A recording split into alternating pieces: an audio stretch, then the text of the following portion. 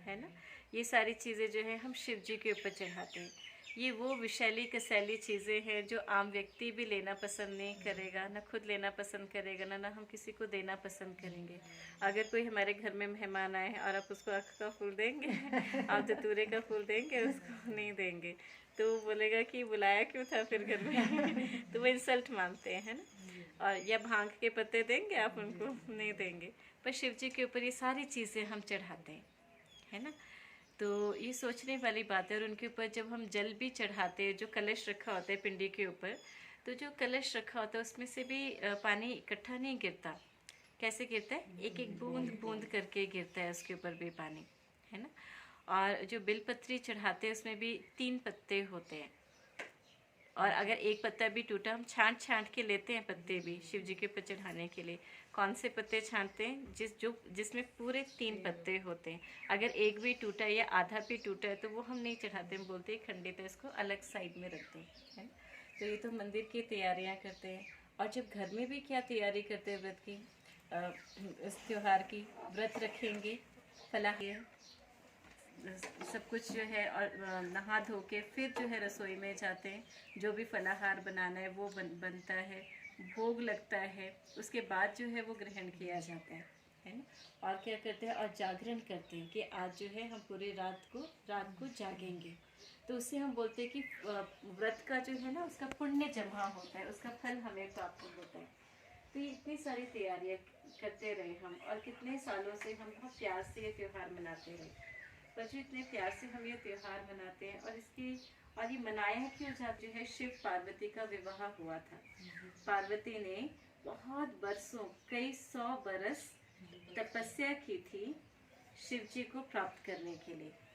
और तब जाके जो है इतनी कठोर तपस्या करने के बाद, इतने 100 वर्षों की तपस्या के बाद जो है फिर जो है उनका विवाह रचा गया था। और जो विवाह था वो भी कैसा था? वो भी अपने आप में अनूठा विवाह था। उसमें भी कोई देवताएं नहीं थे, है ना। क्या कौन कौन थे शिव की बारात में?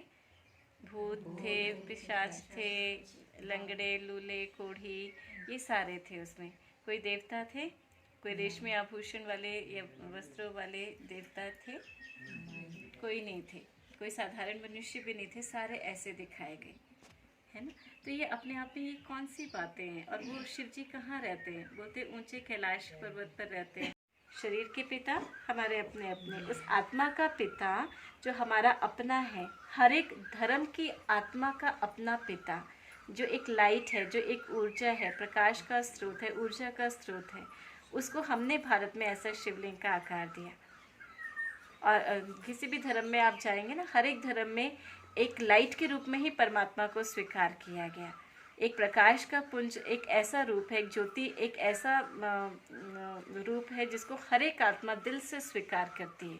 हर एक धर्म ने परमात्मा को ज्योति रूप में स्वीकार किया। किसी भी धर्म की गहराई में जाएंगे, किसी ने भगवान को, किसी भी धर्म गुरु ने अपने आप को आज तक भगवान नहीं कहा। हर एक ने कहा कि हम भगवान के मैसेंजर है, पैगंबर हैं, उसका पैगाम देने के लिए हम उसकी संतान हैं, हम भगवान नहीं हैं। तो और शंकर जो है वो कौन सा रूप है? वो तपस्वी रूप है। वो हमेशा तपस्या में बैठे होते हैं। किसकी तपस्या करें? जिससे कि उनको भी शक्ति मिलती है, और शक्ति देने वाला स्रोत केवल एक। और उनके जो है वो तपस्या कौन सी, जो हमने व्रत रखते थे ना शिवरात्रि में, तो वो व्रत और उस तपस्या का बहुत गहरा कनेक्शन है। तो वो तपस्या कौन सी तपस्या है, वो है देखो, पिता केवल एक होते हैं और बाकी सारे उनके संतान हैं। देवताएं भी जो हैं एक पिता की संतान हैं, जिसको हम परमात्मा कहते हैं।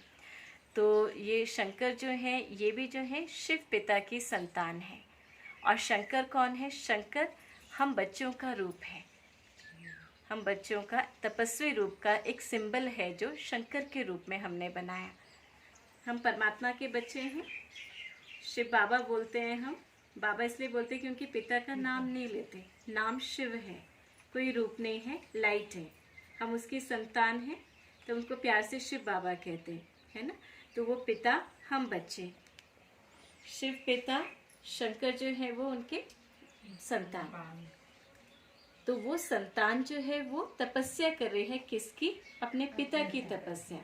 और वो जो तपस्वी रूप है, अब उसमें देखना कि जटाओं से जो है जो गंगा की धार बह रही है, तो वो कौन सी, और बोलते गंगा को पतित पावनी बोलते हैं। तो पतित पावनी वो कैसे पापों को नाश करती है?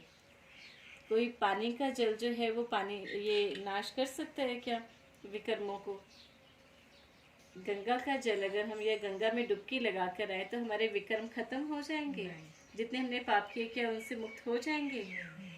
नहीं हो सकते ना। जो हमने पाप की, तो कर्मों के हिसाब किताब है, कर्मों की अटल गति होती है, गहन गति होती है कि इसका जहाँ भी मैंने देखा उनका वहाँ सब जगह लगाते हैं वो झंडियाँ। तो उसी तरह से झंडा भी क्या है? परमपिता परमात्मा का झंडा जो है, ये मतलब किसका सूचक है? सुरक्षा का ना। जहाँ भी अब लगाते हैं वहाँ सुरक्षा होती है। फिर दूसरा है कि जो मतलब इस जो सदस्य, जो घर में रहने वाले सदस्य, वो भी कैसे होते हैं? मतलब वो भी पवित्र होते हैं ना, नियम मर्यादाओं के ऊपर चलते हैं ना, इसलिए उनकी सुरक्षा तो ऐसे भी होती। पर झंडे से मतलब झंडे का वो प्रतीक है कि परमात्मा का हमने एक बार साल का एक बार झंडा लहराना ही है।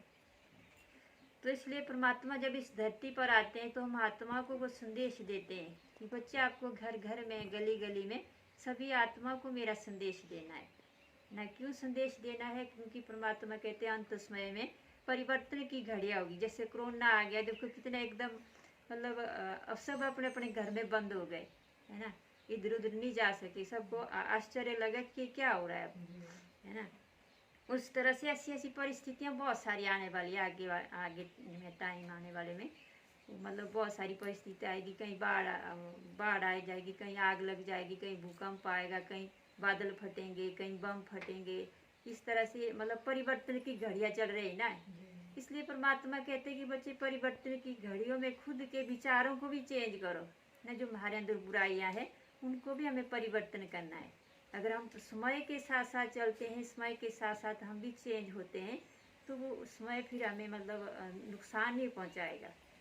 फिर क्या होगा? समय जो हमें नुकसान पहुंचाएगा।